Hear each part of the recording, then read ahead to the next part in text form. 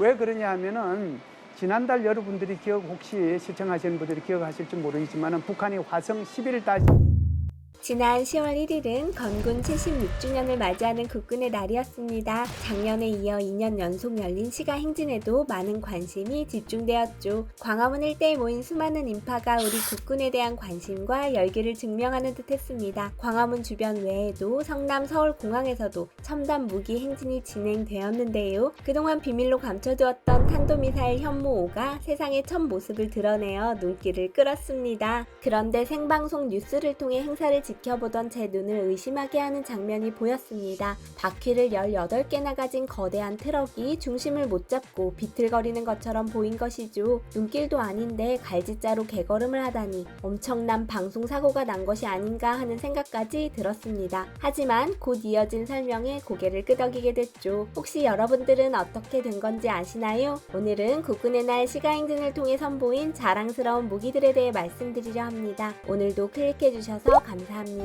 구독과 좋아요는 사랑입니다. 성남과 서울 일대에서 진행된 제76주년 국군의 날 기념식과 시가행진, 소문으로만 듣던 다양한 신무기의 등장으로 많은 사람들의 관심을 모았죠. 이날 벙커버스터로 알려진 현무5가 처음으로 세상의 모습을 드러냈는데요. 현무3과 현무4에 이어 등장한 현무5는 거대한 이동식 발사 차량에 실려 당당한 행진을 선보였습니다. 그런데 직진을 하다 갑자기 좌우로 흔들리는 모습을 보였는데 자세히 보니 전체 바퀴의 방향을 틀어 대각선 방향으로 주행하고 있었죠. 자칫 당황스러운 이 모습은 연출된 측면 기동이란 것이었는데요. 난생 처음 보는 측면 기동에는 사실 다 이유가 있었습니다. 현무5가 탑재된 원통형 발사관 캐니스터의 크기는 무려 20m나 되고 미사일 무게만 해도 36톤이나 되기 때문에 웬만한 차량에는 탑재하기 힘들죠. 당연히 전용 특수 차량이 필요한데요. 이번에 선보인 이동형 미사일 발사대 텔은 구축 18년이나 되는 거대한 크기였습니다. 당연히 보통 차량처럼 앞부분에 한두 개 바퀴만 사용해서는 어지간한 폭의 도로에선 좌우 회전을 할 수 없는데요. 운전석은 정면을 향한 채 모든 바퀴를 같은 방향으로 정렬할 수 있는 기능이 추가된 것이죠.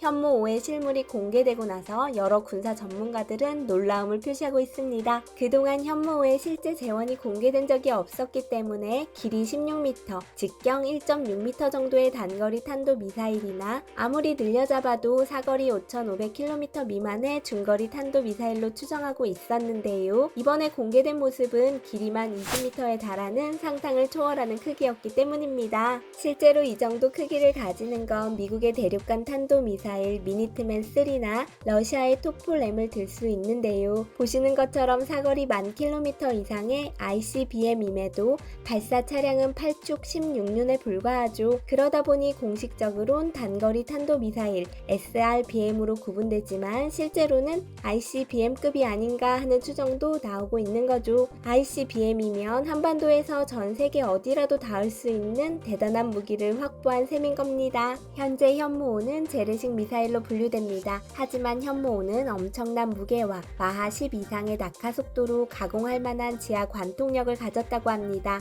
핵 확산 금지 조약에 가입한 우리나라는 핵무기를 개발할 수 없기에 대신 괴물을 만들어냈죠. 보통 1, 2톤에 그치는 여타의 미사일과 달리 탄도 중량만 8톤이 넘는데요. 세계적으로도 유례가 없는 엄청난 위력을 가졌다고 합니다. 특히 높은 정확도로 적 지하시설을 깊숙이 파고든 뒤 폭발하기 때문에 결과적으로 소형 전술 핵에 맞먹는 위력을 발휘한다고 하죠. 최소 탄도 중량 1톤 역시 추후 핵탄두를 충분히 탑재할 수 있는 재원이라고 하니 가능성은 무궁무진한 셈입니다. 게다가 현무5는 단탄두가 아닌 다탄두 미사일이라는 분석도 나오고 있습니다. 다탄두란 말 그대로 탄두가 10개에서 100개 정도로 나뉘어 동시에 여러 목표물을 공격할 수 있는 무기 체계인데요. 현재는 벙커버스터로서의 기능에 충실하게 8톤의 중금속 탄두의 사거리 300km 정도로 만족하고 있지만 강대국들이 보유하고 있는 ICBM에 필적할 만한 잠재력을 갖춘 것이 아닐까 하는 있다는 기대를 갖게 합니다. 베일 속에만 있던 현무5를 볼 수 있게 된 국군의 날 시가행진의 감회가 새로웠는데요. 사실 한동안 폐지되었다가 작년에 재개된 행사였죠.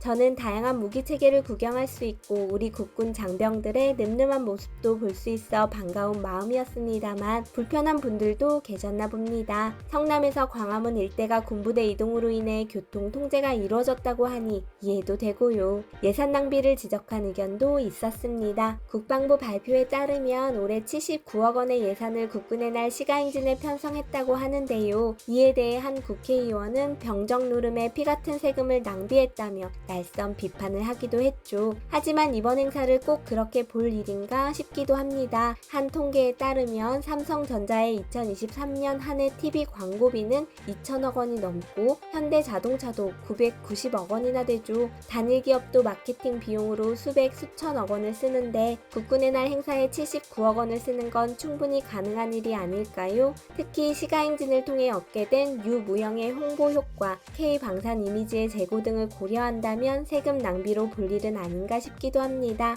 이날 행사에서는 현무5와 함께 삼축 체계라는 것을 볼 수 있었는데요. 한국형 삼축 체계란 적국의 미사일 발사 징후를 사전에 포착해 제거하는 킬체인, 한국형 미사일 방어, 대량 응징 보복을 결합한 개념입니다. 현무5가 삼축 체계 중 대량 응징 보복의 핵심 수단이라면 장거리 지대공 유도 미사일은 한국형 미사일 방어의 핵심입니다. 적의 탄도 미사일을 고도 40km 이상에서 요격할 수 있는 든든한 LSAM 역시 이번 행사에서 볼 수 있었습니다. 또한 킬체인을 담당하는 스텔스 전투기 F-35A도 상공을 비행하며 행사를 빛냈는데요. 탁월한 스텔스 성능으로 은밀하게 북한 전역을 타격할 수 있어 북한이 즐겁을 하는 무기랍니다. 익히 알고 있는 반가운 무기들도 눈에 띄어 즐거움을 더하기도 했습니다. K방산의 대표주자 K9 자주포와 K2 전차는 물론이고 청궁2 지대공 미사일, 한국형 전투기 KF-21, K239 천무 다련장 로켓 등 수출 효자 상품들도 믿음직한 모습을 뽐냈죠. 올해 행사에는 미국 공군의 전략 폭격기 B-1B 랜서도 처음으로 행사에 등장했는데요. 죽음의 백조로 불리는 B-1B는 최대 마하 1.25의 속도로 비행할 수 있어 괌 미군 기지에서 불과 2시간 만에 한반도에 도달할 수 있죠. 특히 최대 57톤의 무장을 탑재할 수 있어 북한 입장에서는 크게 두려워할 수밖에 없는 치명적인 무기입니다. 더군다나 이번 행사에 참여한 폭격기는 괌 기지가 아닌 미국 텍사스 공군 기지에서 날아왔다고 하는데요. 유사시 미국 본토에서도 충분히 전개될 수 있음을 보여주었죠. 평화를 원하거든 전쟁에 대비하라는 말이 있습니다. 로마 제국의 전략가였던 베제티우스가 남긴 말이죠. 우리 군이 자랑하는 첨단 무기들을 직접 보니 너무나 뿌듯하지만 절대 쓰는 날이 오지는 않았으면 합니다. 동족 상잔의 비극 속에 전 국토가 초토화되고 최극빈국으로 전락해야만 했던 것이 불과 70여 년 전입니다. 그럼에도 한 세기도 지나기 전에 세계 10위권에 드는 군사 강대국으로 발돋움한 대한민국이 너무나 자랑스럽습니다. 무더운 여름 내내 국군의 날 행사 준비를 위해 구슬땀을 흘렸을 국군 장병 여러분의 노고에도 감사드리고요. 오늘은 전 세계를 놀라게 한 우리 군의 시가행진 소식을 전해드렸습니다.